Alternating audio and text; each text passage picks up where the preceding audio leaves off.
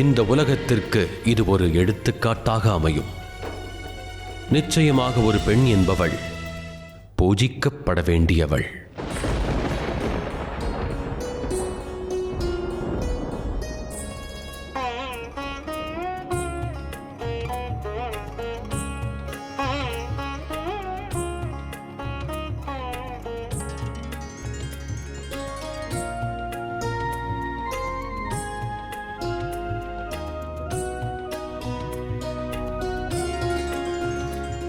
மகாதேவா, நான் நிச்சயமாக வெற்றியடைவேன் என்ற நம்பிக்கை உங்களுக்கு இருந்ததா?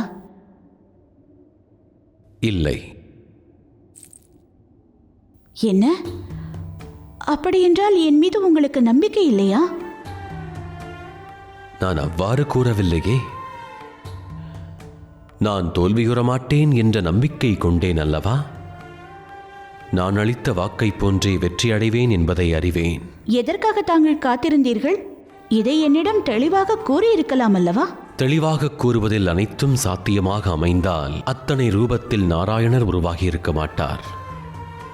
வாழ்வில் அனைத்து விஷயங்களையும் கேட்டு அல்ல, அனுபவ பாடம் மூலமே அறிந்து கொண்டாக வேண்டும். இதுவே உண்மையாகும் கௌரி. அறிந்ததை மறந்து விடுவோம், ஆனால் கண்டதை மறக்க இயலாதல்லவா? தாங்கள் இப்படி கூறுவதனால் பார்வதியின் உருவத்தில் தாங்கள் என்னை பார்க்காத வரையில் தாங்கள் என்னை புரிந்து கொள்ளவில்லை. மனைவி தன் வாழ்வில் இருக்கும்போது கூட கணவனால் அவளை புரிந்து கொள்ள இயலாது கௌரி. இதுவே இயற்கையாகும். மகாதேவா, எனினும் அதற்கு பின்பும் ஒருவரை ஒருவர் அதிகமாக நேசிப்பது அந்த சிந்தனையை விட மேலாகும். இதுவே நடக்கும் கௌரி. இப்பொழுதும் தாங்கள் புதிராகவே பேசுகிறீர்கள்.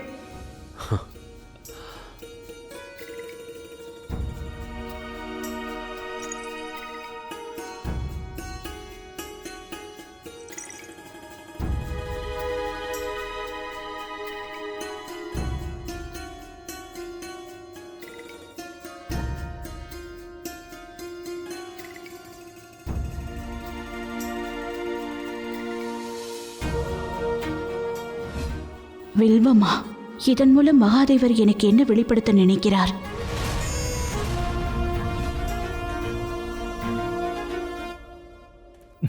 தாயே,